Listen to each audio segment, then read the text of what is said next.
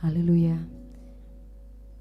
Bila kita mau terus dalam hadirat Tuhan, kita percaya bahwa setiap kita terpanggil untuk menjadi lebih daripada pemenang.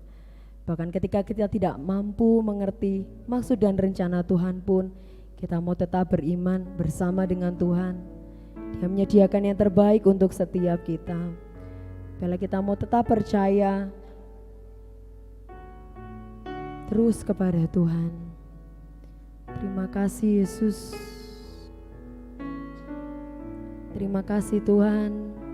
Kami tidak mau menyerah Tuhan. Kami mau terus berjalan bersama dengan Tuhan.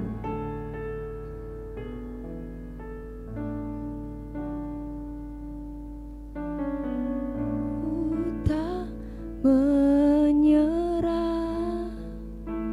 walau kadang ku tak mengerti, tetap berserah, keyakinan di dalam hati. Rancangan yang terbaik, semuanya datang darimu. Karena tanganmu memurnikanku, ku tetapkan hatiku untuk percaya tanpa syarat, takkan goyah. Ku nyatakan imanku untuk setia, senangkan hatimu.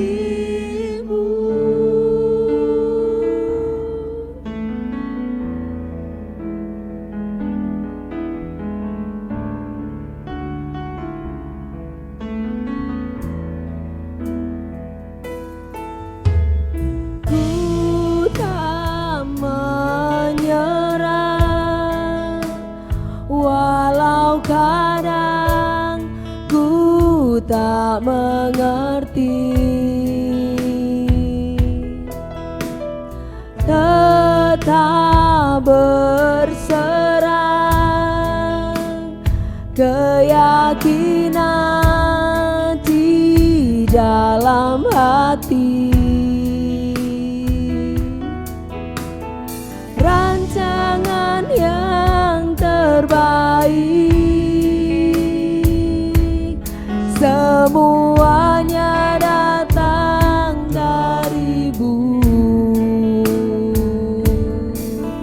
Karena tanganmu memurnikanku, ku tetapkan hatiku untuk percaya tanpa syarat, takkan goyah. Ku nyatakan imanku untuk setia,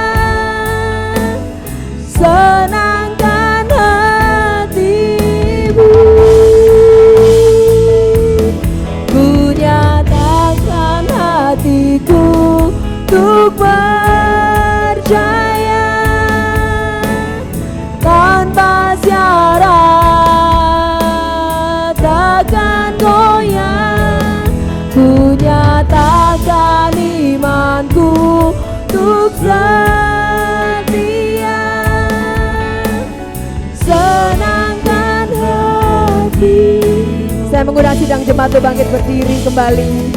Ku tetapkan hatiku untuk percaya tanpa syarat, takkan goyah. Ku nyatakan imanku untuk setia, senangkan hatiku. Mari sidang jemaat pujikan pujian ini. Ku tetapkan hatiku untuk percaya tanpa syarat, takkan goyah. Ku nyatakan imanku untuk setia, senangkan hatimu.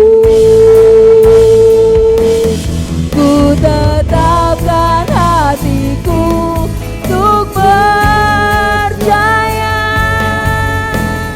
tanpa syarat, takkan goyah. Ku nyatakan imanku untuk setia, senangkan hatimu.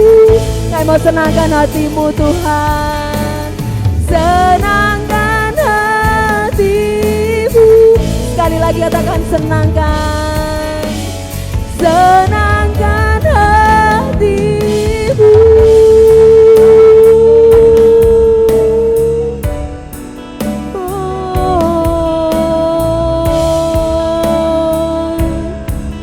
Haleluya, kami mau percaya Kau Tuhan. Haleluya.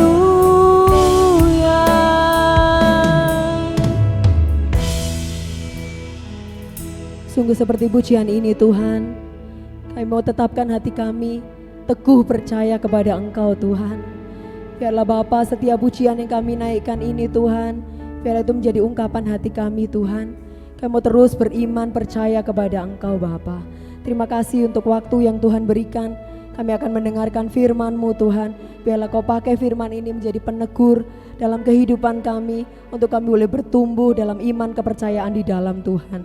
Terima kasih Tuhan Yesus. Hanya di dalam nama Tuhan Yesus Kristus kami sudah berdoa. Haleluya. Amin.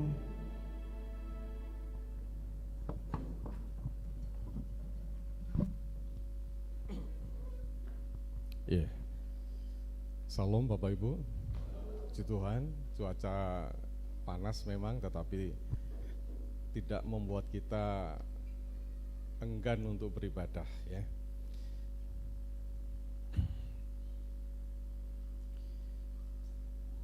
Baik Bapak Ibu, kita akan bersama-sama belajar akan kebenaran firman Tuhan ya. Judulnya sudah terpampang di atas.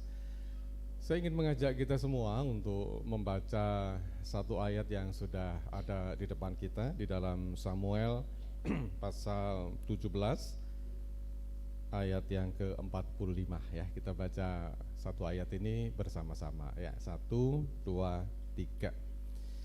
Tetapi Daud berkata kepada orang Filistin itu, "Engkau mendatangi aku dengan pedang dan tombak dan lembing, tetapi aku mendatangi engkau dengan nama Tuhan semesta alam, Allah segala barisan Israel yang kau tantang itu." Sidang jemaat yang dikasihi oleh Tuhan, satu kali saya membaca sebuah kisah yang menarik dari seorang penulis buku yang menjadi bestseller di mana-mana. Bukunya itu judulnya adalah Think and Grow Rich ya, berpikir dan kemudian menjadi kaya. Penulis buku itu namanya adalah Napoleon Hill.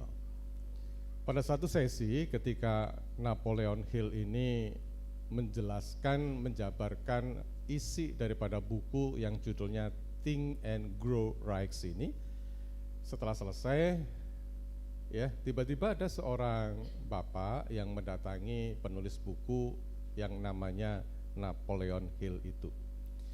Kemudian bapak itu bicara dengan si penulis buku itu, Pak, saya ini sudah lama beli buku Bapak dan membaca buku Bapak ini berulang-ulang. Buku yang menggambarkan tentang bagaimana kita bisa berpikir dan memiliki mental positif menjadi orang yang kaya. Tetapi faktanya Pak, sampai hari ini saya belum kaya. Artinya buku Bapak ini sebuah omong kosong yang besar. Oleh karena saya udah baca, udah mengikuti berbagai presentasi tentang buku ini, tetapi sampai hari ini saya belum kaya seperti yang dikatakan oleh buku ini. Kemudian Bapak Napoleon Hill itu dengan wajah yang sangat serius memandang Bapak yang tadi dan berkata, Pak, untuk menjadi kaya kesempatan Bapak sudah ada di depan mata Bapak. Bapak tinggal meraih dan merengkuh kesejahteraan hidup seperti yang saya tuliskan di dalam buku itu. Tetapi Pak, untuk Bapak bisa mengambil kesempatan meningkatkan kesejahteraan hidup Bapak dalam pengertian kaya itu, Bapak harus mulai mengubah mindset Bapak. Bapak harus mulai mengubah mental Bapak dari pikiran-pikiran yang negatif kepada pikiran-pikiran yang positif. Bapak kemudian harus memaksimalkan potensi yang Bapak miliki. Kemudian Bapak juga harus mulai berani untuk mengambil kesempatan-kesempatan. Apabila 3 hal ini Bapak lakukan, maka Bapak akan berjalan pada track yang benar untuk menjadi pribadi yang grow rich. Saudara, saya tidak mengajarkan bagaimana kita menjadi kaya, itu urusan Napoleon Hill dalam bukunya Think and Grow Rich. Tetapi yang ingin saya kutip dari apa yang menjadi kisah ini adalah beberapa orang tidak mampu untuk meraih kesempatan menjadi kaya oleh karena memiliki mindset yang keliru, tidak mau mengembangkan potensi, dan tidak mampu untuk meraih kesempatan. Buku ini mengajarkan bahwa ketika seseorang memiliki mindset yang negatif, maka dia selalu berpikir hal-hal yang negatif dalam hidupnya. Akibatnya potensi tidak berkembang, kemudian kesempatan untuk progres dalam kehidupannya menjadi mandek. Nah, kembali kepada teks ini Bapak Ibu, perhatikan baik-baik. Saya akan bacakan sekali lagi supaya Bapak Ibu bisa mengerti makna daripada teks ini, ya, perhatikan. Tetapi Daud berkata kepada orang Filistin itu, engkau mendatangi aku dengan pedang dan tombak dan lembing, tetapi aku mendatangi engkau dengan nama Tuhan semesta alam, Allah segala barisan Israel yang kau tantang itu. Perhatikan pertanyaan saya. Ketika terjadi kisah ini, cerita bahwa Daud akan melawan Goliat, di dalam keseluruhan prajurit-prajurit Israel yang memiliki iman kepada Allah Yehova, siapa? Semua. Prajurit Israel punya enggak iman itu? Punya. Saul? Punya. Apa yang membedakan antara Saul berserta dengan segenap laskar orang-orang Israel ketika mereka menghadapi Goliat? Persoalannya satu, Saul beserta dengan segala prajuritnya itu, walaupun memiliki iman, memiliki faith, tapi imannya disimpan, imannya ditaruh dalam hati, imannya menjadi pasif, sehingga iman itu tidak mampu untuk dipakai berjuang mengalahkan Goliat. Sehingga ketika terjadi persoalan itu, Saul dengan barisan yang gagah perkasa itu 40 hari, sekali lagi saya bilang, 40 hari mendapat teror dengan seorang pria yang namanya Goliat. Apakah mereka tidak pernah punya pengalaman dengan Tuhan? Punya. Apakah mereka tidak pernah mengalahkan peperangan-peperangan melawan musuh-musuhnya? Pernah. Tetapi yang terjadi adalah ketika Goliat ada di hadapan mereka, iman yang mereka miliki, iman yang pasif.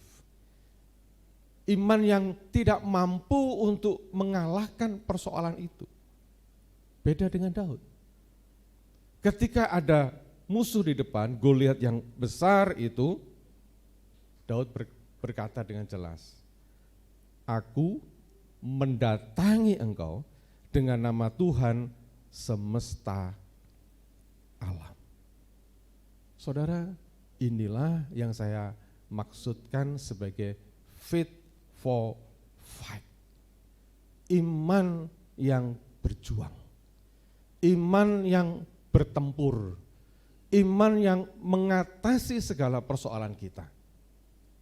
Iman inilah yang memampukan kita untuk menyelesaikan setiap tantangan dalam kehidupan kita.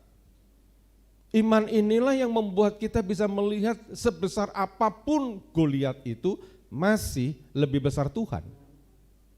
Iman inilah yang memungkinkan kita melihat persoalan-persoalan yang kita hadapi hari demi hari tidak lebih besar daripada Allah yang kita punya. Amin. Faith for fight itu penting. Di setiap kita hari ini pasti punya iman. Tapi persoalannya ketika engkau punya masalah, iman itu engkau biarkan mengendap di dalam hatimu, iman itu engkau biarkan pasif dalam hidupmu, atau engkau memiliki iman yang sanggup untuk mengatasi persoalan.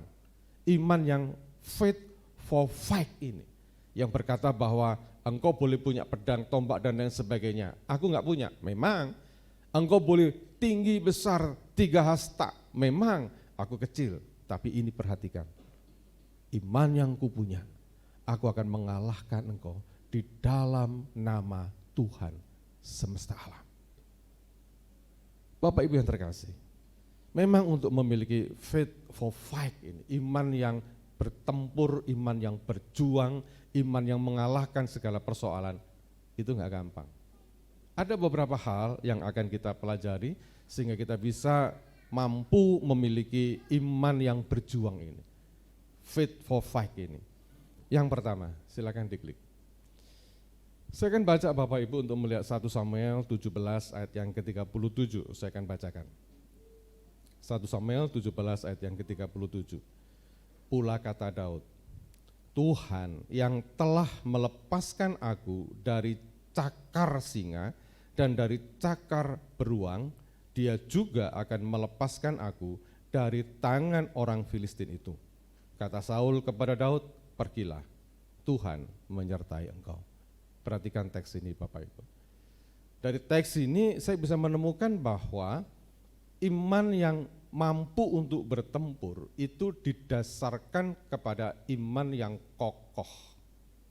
Dan iman yang kokoh itu terbangun oleh karena adanya pengenalan akan Allah.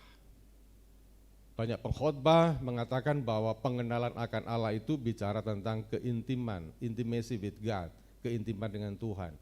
Bicara tentang relasi yang baik dengan Tuhan, itu benar semua.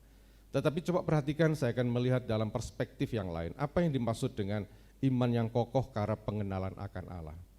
Ketika teks ini saya baca, saya menemukan 2 hal Bapak Ibu.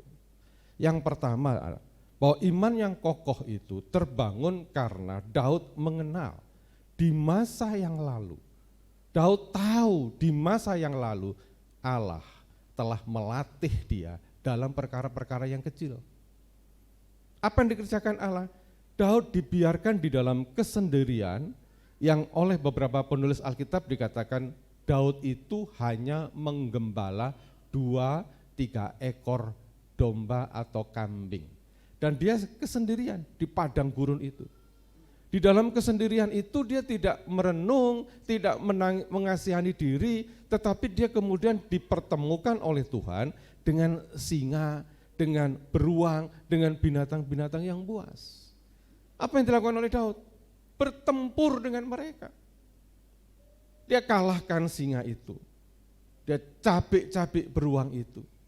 Dan Daud tahu bahwa latihan-latihan yang dia alami ketika dia mengalahkan singa, mengalahkan beruang yang dia lakukan itu, sebetulnya itu bukan tujuan Tuhan di dalam kehidupan Daud. Itu adalah latihan-latihan yang Tuhan persiapkan untuk satu kali Daud akan menghadapi perkara yang besar.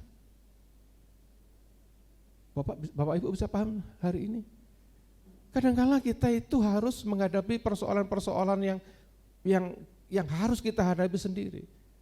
Ini adalah personal faith, iman yang pribadi, yang tidak perlu kita bersama-sama dengan banyak orang, tapi dalam kesendirian kita, dalam kesepian kita diperhadapkan oleh Tuhan kepada singa-singa dalam kehidupan kita, menghadapi beruang-beruang dalam kehidupan kita, dan kemudian kita didorong oleh Tuhan untuk mengalahkan singa itu, untuk mengalahkan beruang itu. Pengalaman ini berulang-ulang dialami oleh Daud. Sehingga dia begitu terbiasa untuk menghadapi persoalan. Otot-otot imannya itu berkembang dengan baik. Dan Daud tahu, dia mengenal bahwa masa laluku yang penuh dengan perjuangan itu cara Tuhan untuk mempersiapkan saya, untuk menolong saya. Ini yang saya maksud, ketika kita mengenal Tuhan, Bapak Ibu, pergumulan-pergumulan yang kita hadapi itu membuat kita menjadi yakin, menjadi kita sadar bahwa ini cara Tuhan untuk membuat otot iman kita itu berkembang dengan sempurna. Dan apa yang terjadi Bapak Ibu? Perhatikan ayat 37 bagian B ini. Dia juga akan melepaskan aku dari tangan orang Filistin ini. Kalau saudara melihat teks ini, ada dua kata yang bicara tentang urutan waktu. Yang pertama, Tuhan telah, perhatikan kata ini, telah berarti di masa lalu, telah melepaskan aku dari cakar dan sebagainya. Yang kedua, dia juga akan itu kan belum. Nah, saya ingin sampaikan begini, kalau kita mengenal cara kerja Tuhan, bahwa kalau dulu dia telah menolong kita, bahwa kalau dulu dia telah menyelamatkan kita, bahwa kalau dulu dia telah melakukan perbuatan-perbuatan yang baik kepada kita, ke depan pun cara kerja Tuhan sama. Amin. Kalau dulu dia pernah mengangkat aku, besok pun Tuhan akan mengangkat aku. Kalau Tuhan telah menolong aku menghadapi persoalan-persoalan yang berat, dan hari ini aku masih bisa hidup dengan segar, menghirup napas dengan baik, maka besok pun Tuhan akan melakukan hal yang sama, menolong saya dalam berbagai kesulitan saya. Itu adalah oleh karena kita mengenal akan Tuhan, mengenal cara kerja Tuhan. Ini yang pertama Bapak Ibu, bahwa iman yang berjuang, fit for fight itu membutuhkan iman yang kokoh, iman yang tidak goyah. Dari mana munculnya iman yang kokoh? Dari pengenalan akan Tuhan. Apa yang kita kenal dari Tuhan? Kalau dulu dia telah melakukan perbuatan baik, perbuatan luar biasa, mujizat dan sebagainya, di depan pun Tuhan akan melakukan hal sama buat orang-orang yang mengasihi dia. Amin. Yang kedua, saudara, iman yang berjuang tadi, fit for fight itu, juga dipengaruhi oleh iman yang bertumbuh gitu loh. Saya akan bacakan 1 Samuel 17 ayat yang ke-34 Bapak Ibu. Tetapi Daud berkata kepada Saul, hambamu ini biasa menggembalakan kambing domba ayahnya. Apabila datang singa atau beruang yang menerkam seekor domba dari kawanannya, maka aku mengejarnya, menghajarnya, dan melepaskan domba itu dari mulutnya. Kemudian apabila ia berdiri menyerang aku, maka aku akan menangkap janggutnya, lalu menghajarnya dan membunuhnya. Perhatikan kalimat yang saya kasih garis bawah, hambamu ini biasa. Ada sebuah kebiasaan, habit, ya, di mana kebiasaan itu akan menjadi karakter kehidupan yang namanya Daud. Nah, biasa ini itu bicara tentang pengalaman bersama Tuhan. Saya ini sudah terbiasa loh, mengembalakan kambing, domba. Ketika ada sesuatu yang mengancam, saya akan banting itu, musuh-musuh itu. Biasa saya. Ini bicara mengenai pengalaman. Bapak Ibu yang dikasihi oleh Tuhan, sebagai orang Kristen, ini saya mau sampaikan ya, sebagai orang Kristen, sebagai orang percaya, kalau Bapak Ibu nggak punya pengalaman iman, betapa tragis hidup kita. Kalau dalam perjalanan hidup kita sebagai orang Kristen bertahun-tahun, kita nggak pernah mengalami yang namanya pengalaman iman. Dalam istilah teologi ya, itu disebut dengan praksis, pengalaman iman. Kehidupan kekristenan tidak hanya bicara mengenai teologi ya, pemikiran-pemikiran yang tinggi, filsafat dan sebagainya. Tapi perlu ada keseimbangan dengan pengalaman iman. Itu sebabnya Bapak Ibu, kalau hari ini Bapak Ibu merasa bahwa saya nggak pernah ditolong Tuhan sih, hidup saya penuh dengan kepahitan, banyak orang yang merendahkan saya, hidup saya penuh dengan kesusahan, nggak pernah saya ini mengalami damai sejahtera, sukacita dan sebagainya. Kayaknya Tuhan itu jauh dari saya. Saya mau sampaikan Bapak Ibu, kalau engkau punya kehidupan yang kayak begini, ya kasihan gitu, tragis hidup. Karena sebetulnya inti daripada kehidupan orang percaya adalah memiliki pengalaman-pengalaman iman, memiliki praksis iman. Amin nggak Bapak Ibu? Ketika engkau sakit, engkau ngerasa bahwa Tuhan yang menyembuhkan engkau. Ketika engkau merasa kekurangan, engkau ngerasa Tuhan yang pelihara engkau. Ketika engkau mengalami berbagai macam pergumulan, Tuhan yang memberikan kemenangan kepada engkau. Sehingga ketika engkau melihat betapa hidup kita dulu penuh dengan perjuangan, engkau bisa berkata bahwa aku biasa menerima kemenangan demi kemenangan dari Tuhan. Memang Bapak Ibu, saya mau sampaikan begini ya, pengalaman hidup itu menyedihkan atau membanggakan bergantung dari persepsi kita melihat persoalan itu.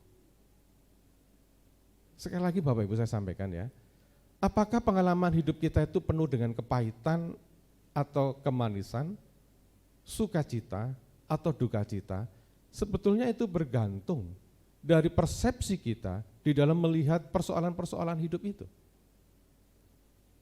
Ketika saya flashback ke belakang Bapak Ibu, pertama kali berumah tangga, pertama kali melayani, pertama kali punya anak, dalam masa-masa proses pertumbuhan kehidupan keluarga kami, hari ini saya ngelihat dulu saya mengalami berbagai macam sesuatu yang kesulitan-kesulitan itu.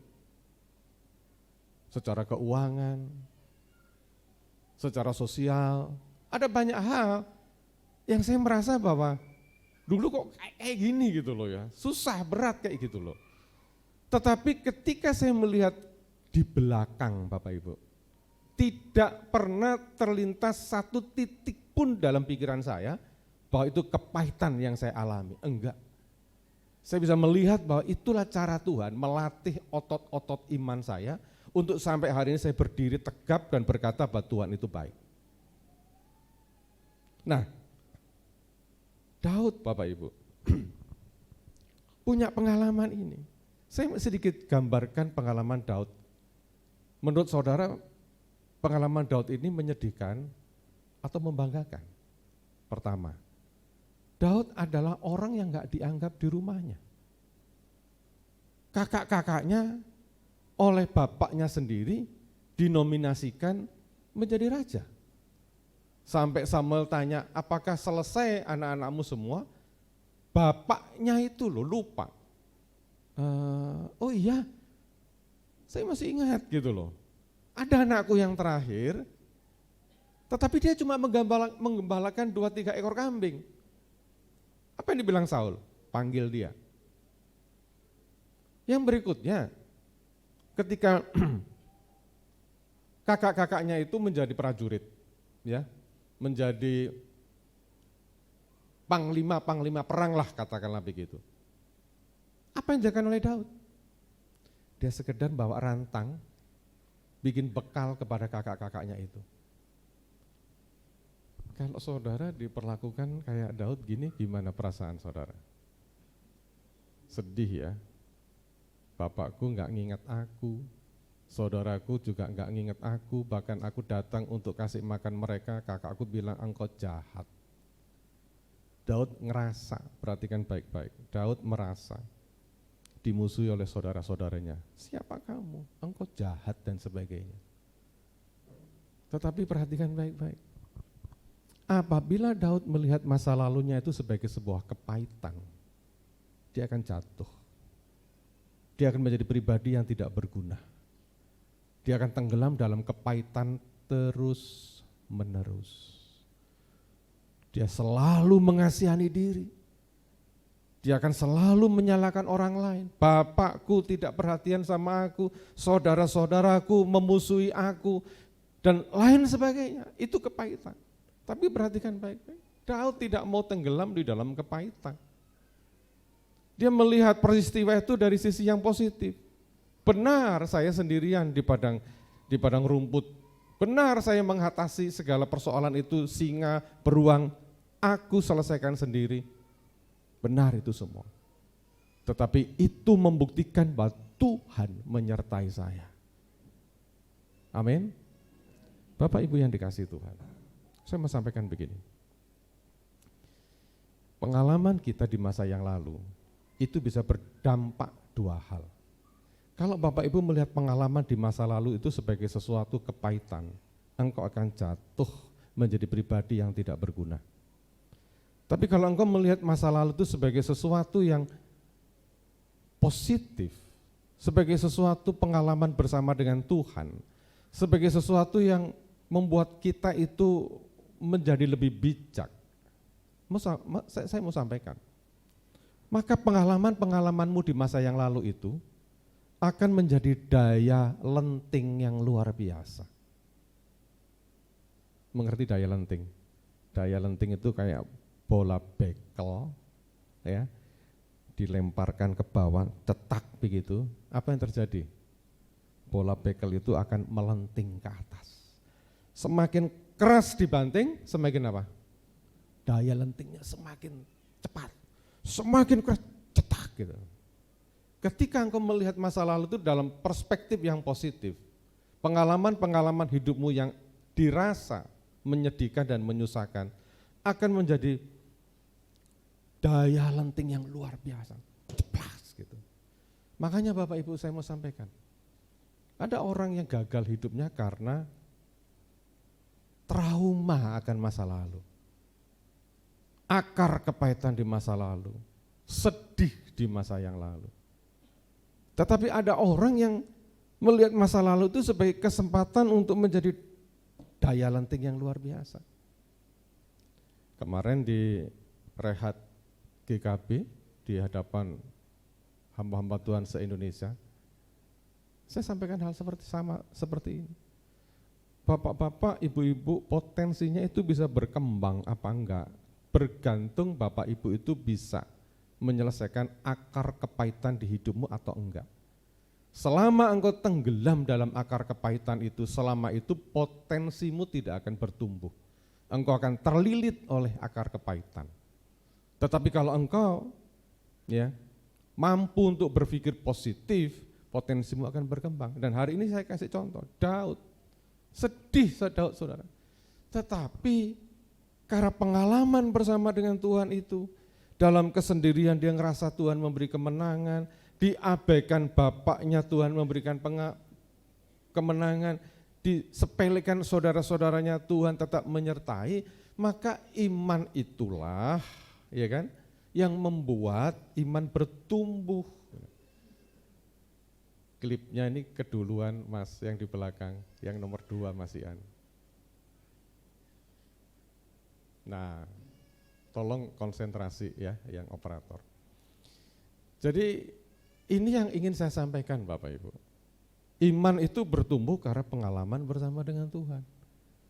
Ayo kita merenungkan baik-baik Bapak Ibu. Apakah kita telah mengalami pengalaman bersama dengan Tuhan apa enggak gitu loh. Hidup kita ini kita ngerasa ada pengalaman bersama dengan Tuhan apa enggak. Dan kemudian ketika engkau punya pengalaman ya, ambil perspektif yang positif. Amin. Amin Bapak Ibu. Ambil yang positif. Ketika nggak punya duit tapi masih hidup, bukankah itu penyertaan Tuhan? Amin. Ketika engkau putus asa, nggak ngerti mau jalan kemana, tiba-tiba kita mendapat jalan keluar walaupun kecil, engkau bisa berkata bahwa itu yang Tuhan sediakan buat kita. Iman akan bertumbuh kalau saudara punya pengalaman dengan Tuhan.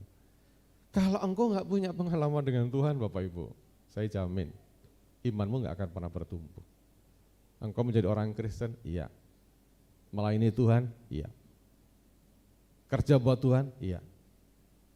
Tapi imanmu tidak bertumbuh karena nggak pernah merasakan pengalaman bersama dengan Tuhan. Yang terakhir, klik. Nah, iman yang berkemenangan itu karena iman itu menjadi daya dorong kita untuk bertindak. Saya akan ajak Bapak Ibu untuk melihat 1 Samuel 17 ayat 48. Ketika orang Filistin itu bergerak maju untuk menemui Daud, maka segeralah Daud berlari ke barisan musuh untuk menemui orang Filistin. Lalu Daud memasukkan tangannya ke dalam kantongnya, diambilnyalah sebuah batu dari dalamnya, diumbannya, maka kenalah dai orang Filistin itu. Sehingga batu itu terbenam ke dalam dainya dan terjerumuslah ia dengan mukanya ke tanah. Demikianlah Daud mengalahkan orang Filistin itu dengan umban dan batu. Ia mengalahkan orang Filistin itu dan membunuhnya tanpa pedang di tangan. Perhatikan Bapak-bapak, ya, Bapak Ibu. Iman yang berkemenangan itu didasarkan kepada iman yang bertindak. Teks ini yang paling menarik dalam hati saya adalah ayat yang ke-48 ini menjadi inspirasi bagi saya pribadi berulang-ulang. Dikatakan begini, ketika orang Filistin itu bergerak maju untuk menemui Daud, maka segeralah Daud, apa di situ Bapak Ibu? Berlari. Apa yang dimaksud dengan berlari? Artinya Daud begitu yakin orang yang gede ini akan aku kalahkan. Begitu yakin. Tadi seperti yang saya bilang Bapak Ibu. Kalau kita baca teks ini dan kemudian main imajinasi kita, itu area pertempurannya itu mereka orang-orang Filistin itu berdiri di atas sebuah bukit, di seberangnya juga di atas sebuah bukit, di depan mereka itu ada lembahnya. Jadi orang Filistin dan orang Israel berhadapan-hadapan, masing-masing berdiri di atas bukit. Area peperangannya itu di lembah. Barisannya itu ribuan Bapak Ibu, ribuan. Nah, kembali pertanyaan saya pada awal seperti awal tadi. Apakah di antara orang-orang Israel itu yang punya iman hanyalah Daud? Oh enggak. Saul itu telah mengalahkan orang Filistin itu berkali-kali. Saya ulang, berkali-kali. Orang-orang Israel punya pengalaman pertempuran dan memenangkan pertempuran itu berkali-kali. Jadi mereka kenyang dengan kemenangan-kemenangan itu.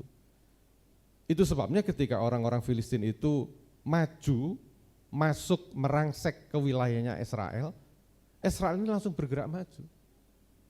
Orang Filistin yang menyerang lebih dahulu dan masuk ke daerah Yehuda, kalau Bapak Ibu baca mulai ayat pertama. Orang-orang Filistin itu maju. Orang Israel langsung berpikir, nih yang kuharapkan saya akan perang. Kemarin-kemarin saya pernah mengalahkan berbagai macam pertempuran. Tapi ketika mereka berhadapan, tiba-tiba di antara orang Filistin itu muncul pendekar gagah perkasa yang namanya Goliat. Gede orangnya, profesional dalam peperangan. Langsung membuat iman seluruh orang Israel itu mengkerut. 40 hari Goliat teriak-teriak, siapa di antara kalian yang berani maju ke depan menghadapi aku? Setiap hari, setiap saat, 40 hari Goliat meneror orang Israel dan tidak ada satupun yang berani berkata, saya akan menghadapi Goliat. Tidak ada. Tiba-tiba muncul pemuda yang masih muda sekali, pipinya masih kemerahan. Mungkin jerawatnya belum muncul gitu ya, remaja, kecil, bawa rantang. Kurang ajar ini orang tidak bersunat. Si pemuda kecil tadi berkata begitu. Dan ketika oleh Saul diberi kesempatan untuk maju ke depan, Daud langsung begitu sigap dengan antusias dia berlari. Saya ingin sampaikan Bapak Ibu, ketika Daud berlari, itulah fit for fight. Iman yang bertindak, iman yang bekerja, iman yang berani menghadapi tantangan. Iman, bukan yang lain, iman, sekali lagi saya sampaikan, iman yang membuat Daud berlari ke depan dan berkata, saya akan mengalahkan mereka. Dan apa yang terjadi? Perhatikan ayat ke-50 ini, sangat menarik sekali. Demikianlah Daud mengalahkan orang Filistin itu dengan umban dan batu. Terus ya, ia mengalahkan orang Filistin itu dan membunuhnya tanpa pedang di tangan. Daud membunuh Goliat tanpa senjata. Apa yang membuat Daud menang? Iman. Itu sebabnya hari ini sebagai hamba Tuhan saya sampaikan, kita semua harus punya iman yang bertindak, iman yang berjuang, faith for fight. Jangan rendam, jangan tenggelamkan iman dalam hati kita. Sehingga yang muncul adalah keputusasaan seperti Saul. Bagaimana mungkin saya bisa menang? Bagaimana mungkin saya bisa mengalahkan Goliat yang tinggi besar itu? Tapi munculkan imanmu. Amin Bapak Ibu. Apa Goliat-Goliat yang ada di hadapan kita? Persoalan ekonomi, rumah tangga, relasi, keluarga, macam-macam. Yang Anda lihat persoalan itu sebesar Goliat tadi, ngeri, gegirisi, munculkan imanmu. Faith for fight, iman yang berjuang. Engkau maju, berlari, dan punya keyakinan. Demi nama Tuhan yang hidup, saya pasti akan mengalahkan Goliat-Goliat yang dalam hidup saya. Saya undang tim musik untuk mempersiapkan diri. Mari kita bangkit berdiri bersama-sama Bapak Ibu. Haleluya. Haleluya. Silakan Bapak Ibu tunduk kepala, pejamkan mata, dan mulailah engkau berpikir. Engkau sedang menghadapi apa hari ini? Goliat yang model kayak apa yang engkau hadapi? Tapi yang ingin saya sampaikan, engkau harus bangkitkan iman di dalam hatimu. Dan percayalah engkau punya Allah yang luar biasa. Kalau Daud bisa memenangkan pertempuran tanpa pedang, hanya mengandalkan Tuhan, kita pun juga bisa. Karena Tuhan kita sama.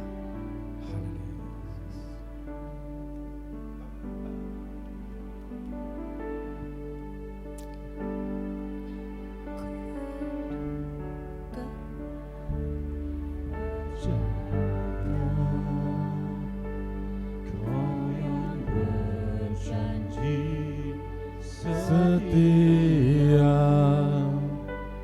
pengharapanku selalu ada di dalam-Mu. Ya Yesus, terima kasih. Ku tidak akan menyerah meski dalam kesesakan, suruh hidupku dalam genggaman-Mu. dengan imanmu, Engkau punya Allah yang besar. Aku Punya Tuhan yang besar. Terima kasih yang Tuhan. telah berjanji Oh, dan sanggup menggenapi imanku bersepakat percaya kuasanya. Ku terima sekarang kemenangan darimu. Haleluya. Ku hidup karena percaya Kau yang berjanji setia. Pengharapanku selalu ada di dalam-Mu. Terima kasih. Ku tidak akan menyerah. Ya Tuhan. Meski dalam kesesakan, seluruh hidupku dalam genggaman-Mu. Mari ungkapkan iman kita dan berkata, Ku punya Tuhan yang besar. Aku punya Tuhan yang besar. Oh, yang telah berjanji dan sanggup ya Tuhan, imanku bersepakat percaya kuasanya. Ku terima sekarang kemenangan dari. Mari kita angkat tangan kita bersama-sama dan katakan, Ku punya Tuhan yang besar.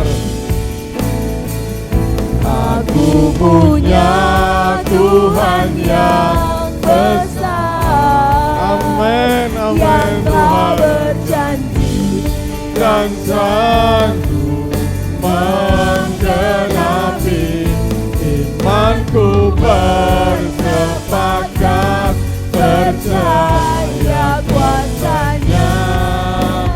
Ku terima sekarang kemenangan darimu. Oh, ku punya Tuhan. Aku punya Tuhan yang besar. Yang telah berjanji dan sanggup menggenapi imanku bersepakat percaya kuasanya. Ku terima Sekarang kemenangan darimu. Ku terima sekarang. Ku terima sekarang. Ku terima Oh, ku sekarang. terima sekarang. Ku terima sekarang kemenangan darimu. Mari kita berikan aplaus buat Tuhan kita. Oh, terima kasih Tuhan. Haleluya. Haleluya. Tuhan, kami Haleluya. percaya Terima Engkau kasih. Tuhan. Terima kasih. Haleluya. Terima Kami kasih. percaya Terima kasih. Yesus. Haleluya. Haleluya. Kami percaya.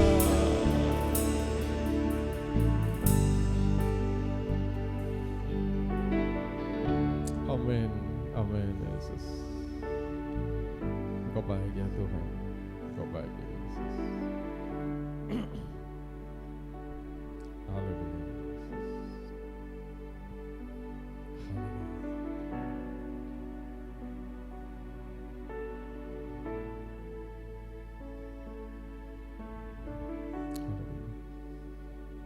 Saya undang Bu Heni ke depan untuk berdoa bagi firman Tuhan.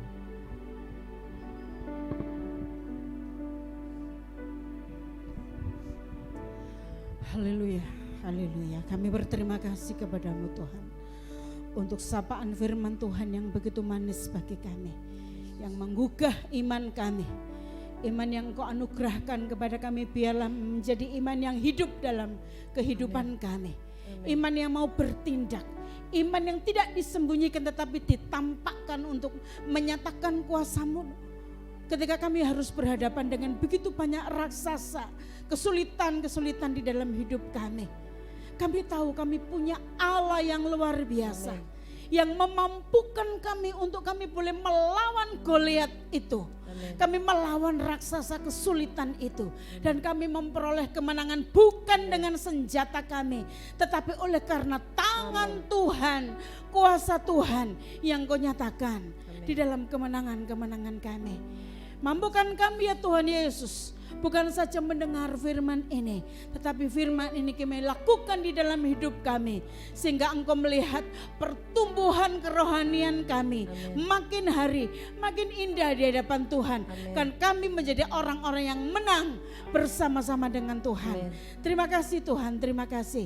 Di dalam nama Yesus Kristus kami sudah berdoa dan mengucap syukur. Haleluya. Amin.